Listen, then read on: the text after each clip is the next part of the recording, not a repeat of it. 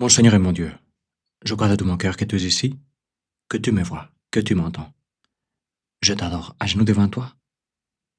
Je te demande le pardon de mes péchés et ton aide pour faire de mon mieux ces moments de prière. Marie, ma mère immaculée, Saint Joseph et mon ange gardien, intercédez pour moi. Merci Matthieu, parce que tu as laissé la comptabilité pour suivre Jésus.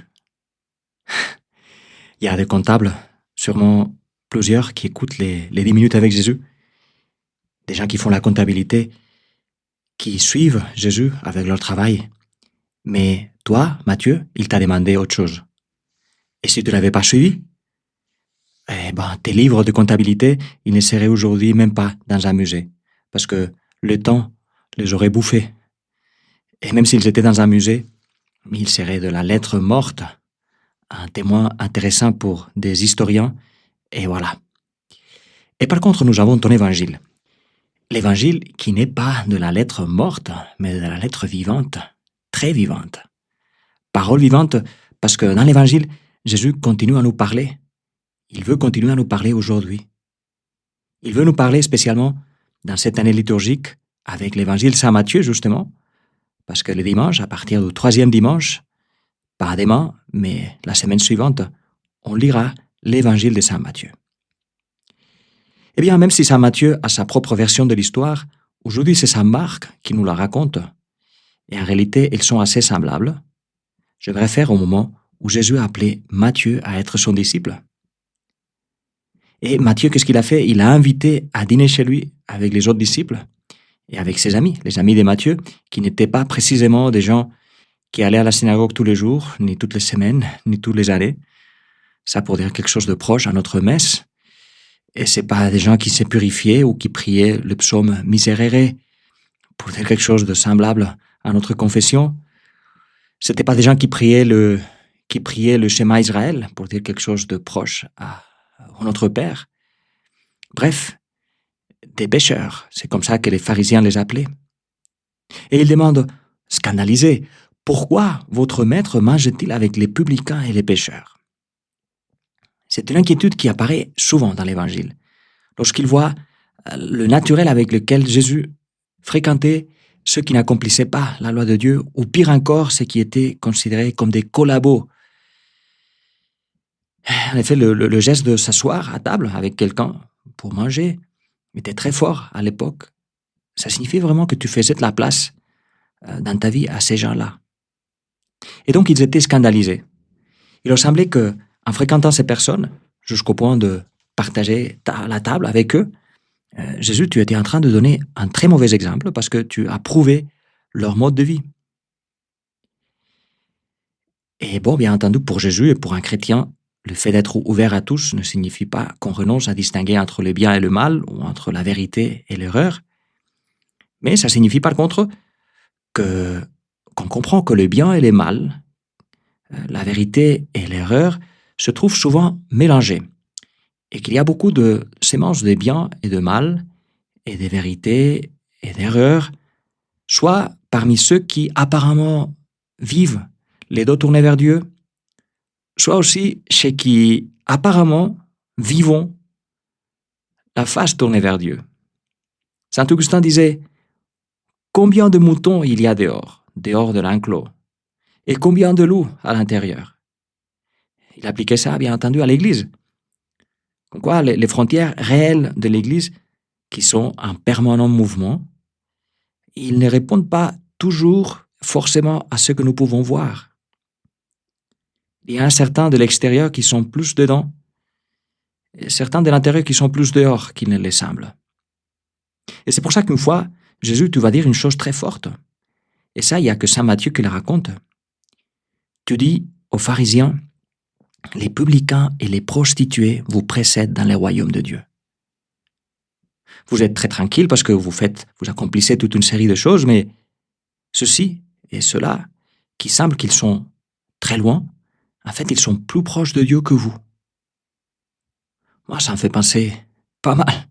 Si le pape le disait, sûrement il y aurait certains qui peut-être sont reliés quelque part aux pharisiens qui diraient que c'était une hérésie. Mais c'est pas le pape qui le dit, c'est Jésus.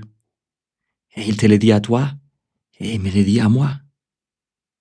Évidemment, on peut faire un usage démagogique de cela et dire que, bon, comme il y a des chrétiens qui vont à la messe le dimanche et qu'ensuite ne vivent pas d'accord avec leur foi, alors c'est mieux de ne pas pratiquer, c'est plus authentique. Mais, à part le fait qu'en disant ça, on met entre parenthèses tous ceux qui sont beaucoup plus, qui vont à la messe et qui prient et qui sont cohérents, en fait, cette sorte de réaction sonne plus à auto-justification qu'à autre chose.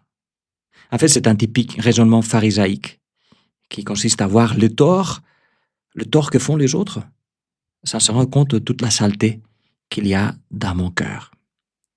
Moi, je suis bon, mais ces gens-là qui vont à la messe et ensuite font n'importe quoi, bref, tu vois.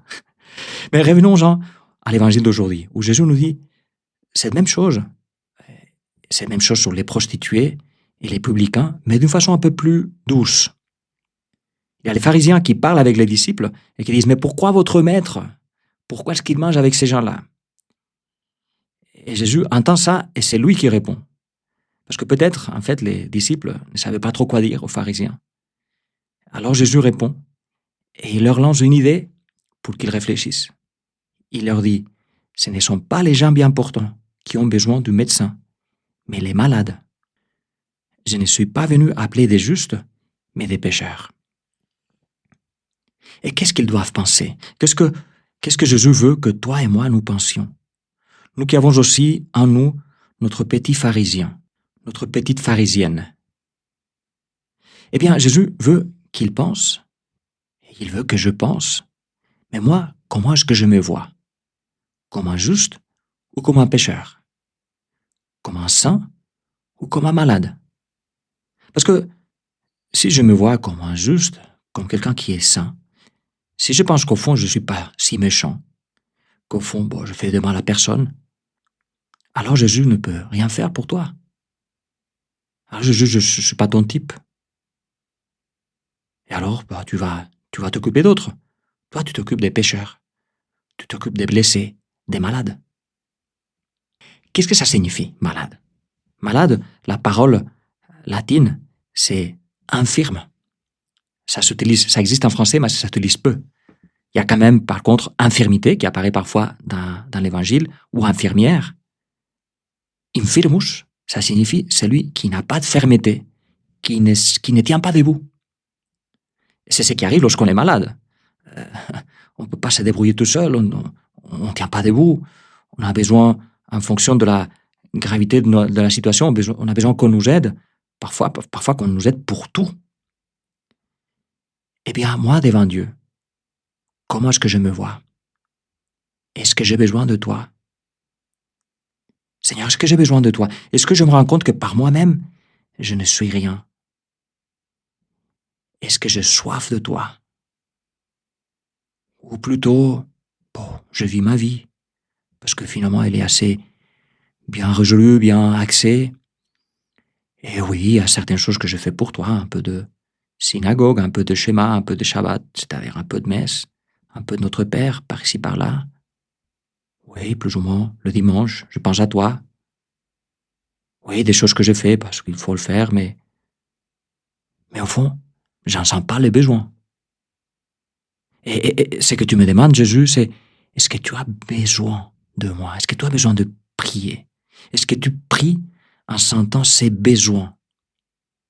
Comme on le voit chez Jésus dans l'Évangile, on l'a vu ces jours-ci. On voit comment tu te retires, comment tu t'échappes pour prier une fois à une autre. Comme tu avais besoin d'être avec ton Père. Comme ce serait une bêtise de penser que ceci c'était de l'égoïsme de ta part. Comme ce serait une bêtise de penser que être avec une personne qu'on aime, c'est de l'égoïsme. Ça pourrait être de l'égoïsme si au fond, c'est lui que tu aimes, celle que tu aimes, c'est toi-même.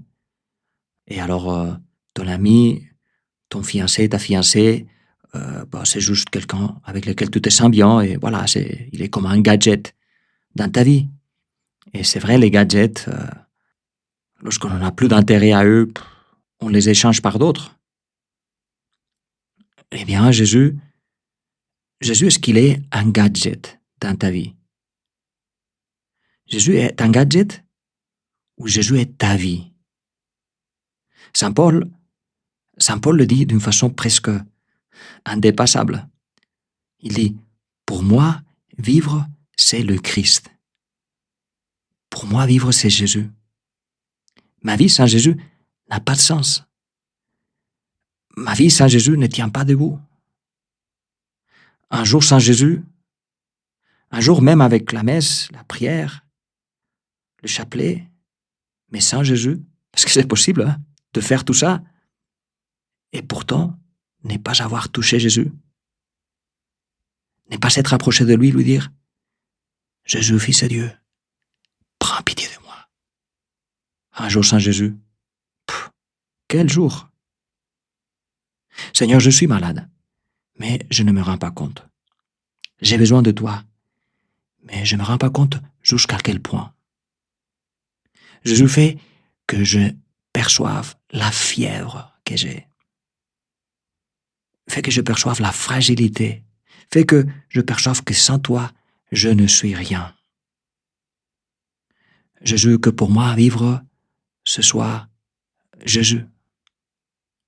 Je te le dis avec Saint José Maria. Jésus, Jésus, sois pour moi tout simplement Jésus. Je te remercie, mon Dieu, de tout ce que tu as semé dans mon cœur pendant ces moments de prière. Je te demande de m'aider à le faire fructifier. Marie, ma Mère Immaculée, Saint Joseph est mon ange gardien. Accompagne-moi toujours en chemin.